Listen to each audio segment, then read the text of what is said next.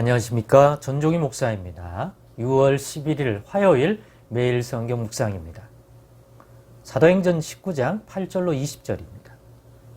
바울이 회당에 들어가 석 달 동안 담대히 하나님 나라에 관하여 강론하며 권면하되 어떤 사람들은 마음이 굳어 순종하지 않고 무리 앞에서 이 도를 비방하거늘 바울이 그들을 떠나 제자들을 따로 세우고 두란노 소원에서 날마다 강론하니라.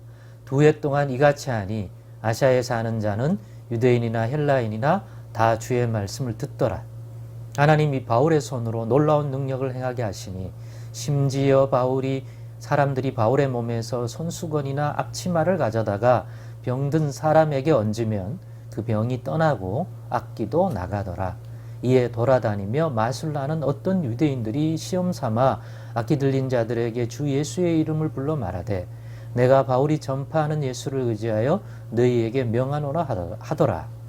유대의 한 제사장 스게와 7 아들도 이 일을 행하더니 악기가 대답하여 이르되 내가 예수도 알고 바울도 알거니와 너희는 누구냐 하며 악기 들린 사람이 그들에게 뛰어올라 눌러 이기니 그들이 상하여 벗은 몸으로 그 집에서 도망하는지라.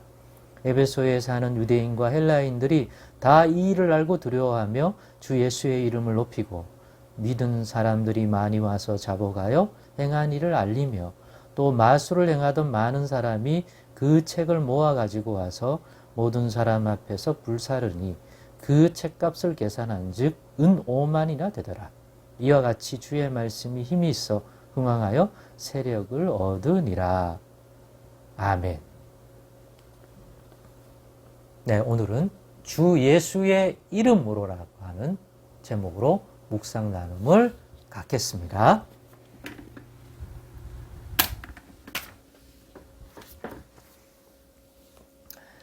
바울이 에베소에서 사역할 때의 일을 소개하고 있는데요.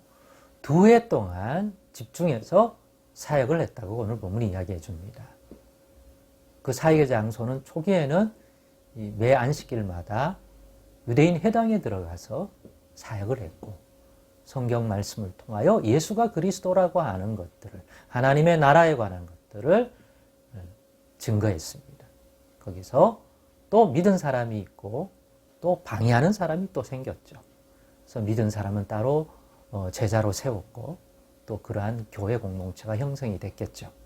그러면서 두란노 서원에서 이제는 규칙적으로 날마다 하나님 말씀을 또 그들에게 또 예수 믿는 자들에게 또 거기에 찾아온 관심자들에게 강론한 것으로 보입니다.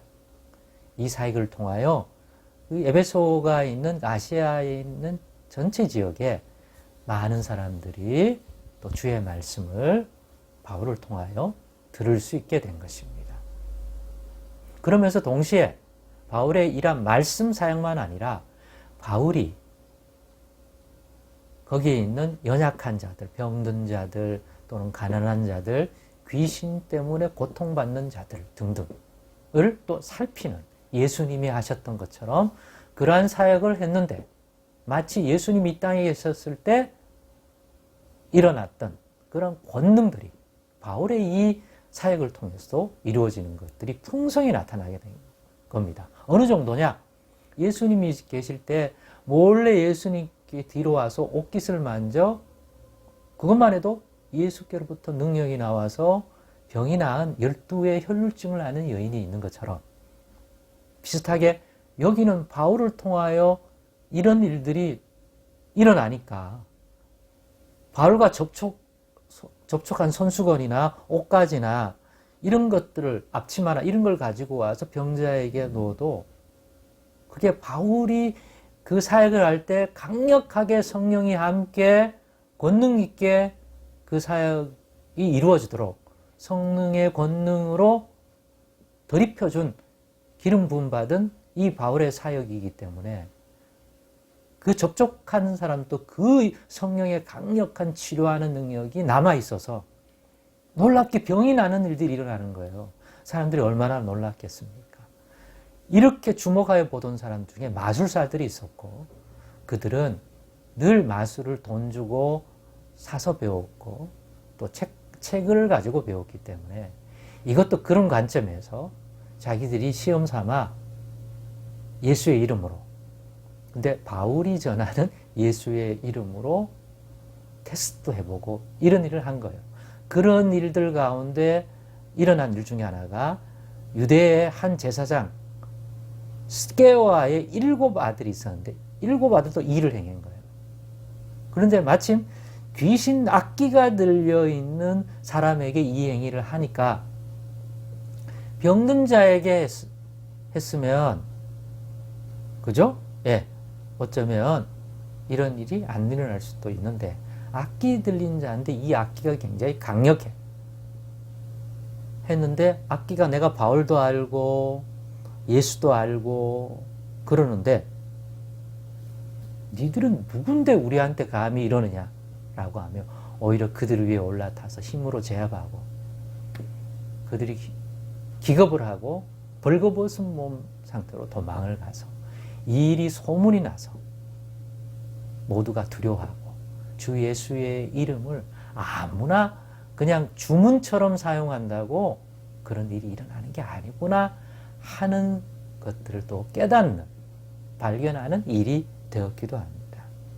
이후에 많은 사람이 이걸 그냥 주 예수의 이름을 이용하는 생각을 가지지 않고 복음을 전하는 사도들과 또 전도자들과 제자들, 그리스도인들에게 나와서 자복하고 회개하여 바울의 강론한 그 메시지, 복음의 메시지처럼 그들의 허물과 죄를 자복하고 우상 버리고 죄악 버리고 주께로 돌아온 일들이 일어났고, 마술사들은 그동안 자기들이 해왔던 마술을 버리고 그런 마술을 익히는데 썼던 책들,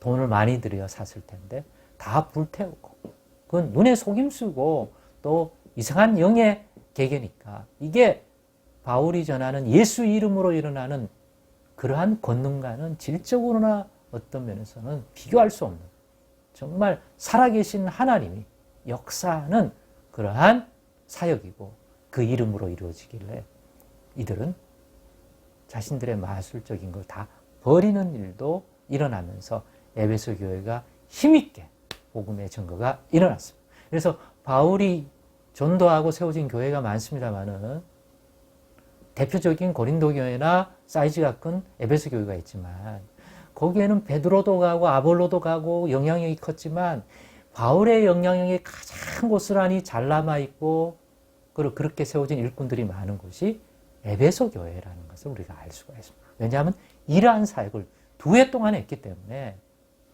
당연히 그런 것 같습니다. 이걸 보면서 바울의 그 능력 있는 사역을 우리가 오해하지 말아야 될 것 같아요. 겉으로만 보면 주문처럼 쓸 수도 있고 우리도 예수 이름을 주문처럼 되뇌이며 기도하여 응답받으려고 할 수도 있고, 그냥 예수 이름으로 병든 자나 귀신 들린 자에게 하면 귀신이 막연히 떠나갈 거란 기대를 할 수가 있죠. 그런 오해할 수 있습니다. 그러나 이 이름은 주 예수 그리스도의 복음을 듣고 우상 버리고 죄악 버리고 예수를 그리스도 주로 깨닫고 받아들인 사람이 믿음으로 행할 때 하나님의 뜻 안에서 이 이름에 힘입어 우리가 행할, 믿는 자들이 행할 때 하나님이 행하시는 일이에요. 하나님의 손길이 나타나는 거예요. 그게 기계적으로 나타나지 않아요. 주문처럼. 정말 우리가 예수 이름을 힘입어 기도하고 또 정말 이 상황 속에서 하나님이 이 자들을 돌아보시기를 원한다면 한 인간이 어떻게 그러한 권능을 행합니까? 이게 아버지의 뜻 안에서 분명히 이 사람들을 돌아보실 거라고 하는, 또 그 일을 기뻐할 거라고 하면 우리가 무슨 힘이 있어 도울 수 있겠습니까? 근데 그런 뜻이 분별될 때 예수 이름으로 그 일을 할 때 그 이름을 통하여 바울이 행하던 그런 사역처럼, 예수님이 이 땅에 계실 때 사역처럼 하나님께서 성령의 권능을 부어주셔서 정말 예수님이 하셨던 일을 너희도 할 것이라고 말했던 것처럼 그런 일들이 일어나는 것을 바울에게서도 보고, 앞에서는 빌립이라든가 또 스데반 집사라든가 흩어진 초기의 예루살렘 성도들로부터도 볼 수 있었던 것처럼 오늘날도 분명히 주 예수의 이름으로 그와 같은 일들이 일어날 것이라고 믿습니다. 그 믿음 우리 모두에게 주시고 그러한 믿음 생활이 회복되기를 간절히 소망합니다. 기도하겠습니다. 하나님 감사합니다. 예수 이름에 대하여 그 이름으로 행하는 기도와 사역과 섬김에 대하여 더 깊은 이해와 깨달음과 또 은혜 내려주셔서 우리도 그 이름으로 이 아름답고 생명에 관한 놀라운 열매를 얻는 이러한 섬김과 사역을 할 수 있도록 우리 가운데도 역사하여 주옵소서. 예수 그리스도의 이름으로 기도드리옵나이다. 아멘.